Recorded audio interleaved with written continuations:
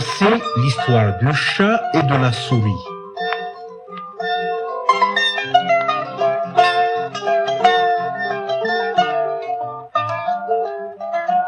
Jadis, le chat et la souris s'entendaient fort bien. Un jour, après avoir joué et couru comme des fous, la souris eut une drôle d'idée. « Si nous inventions un nouveau jeu, dit-elle. »« Comment cela ?» demanda le chat. « Nous allons nous mesurer pour voir qui de nous deux est le plus fort. Nous allons ramasser beaucoup d'herbes. Nous en ferons 2 tas et nous nous glisserons dessous. On allumera et on verra celui qui aura résisté le plus longtemps à la chaleur. » « Est-ce que tu oserais ?» demanda la souris.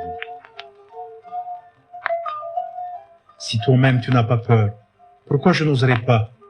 répondit le chat tout en caressant sa moustache. Ils se firent aider par tous les membres de leur famille et purent amasser de l'herbe en grande quantité. Quand ils jugèrent qu'il y en avait suffisamment, ils firent 2 tas, un pour la souris, un autre pour le chat. Les souris étaient plutôt inquiètes, mais pas les chats, qui se croyaient très intelligents et très forts.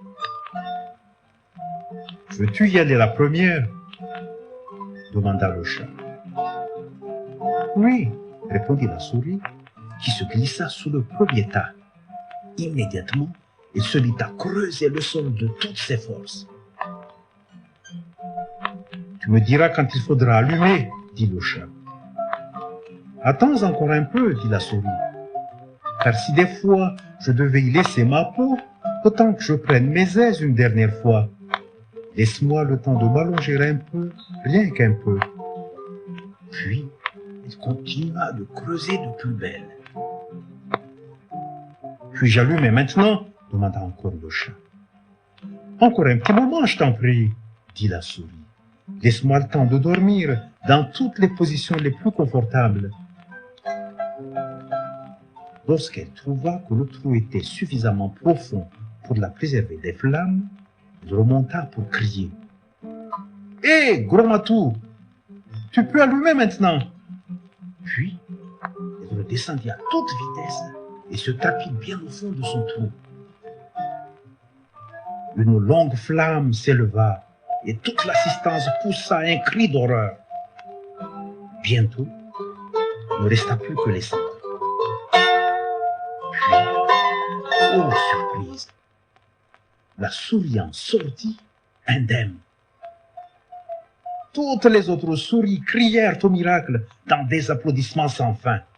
« À ton tour maintenant !» cria-t-elle triomphante.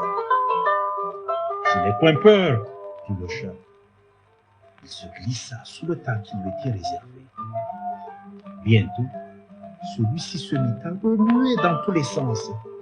Visiblement, le chat était en train de trembler de peur. La souris fit semblant de le flatter. « Le prince des chats est en train de s'accroupir.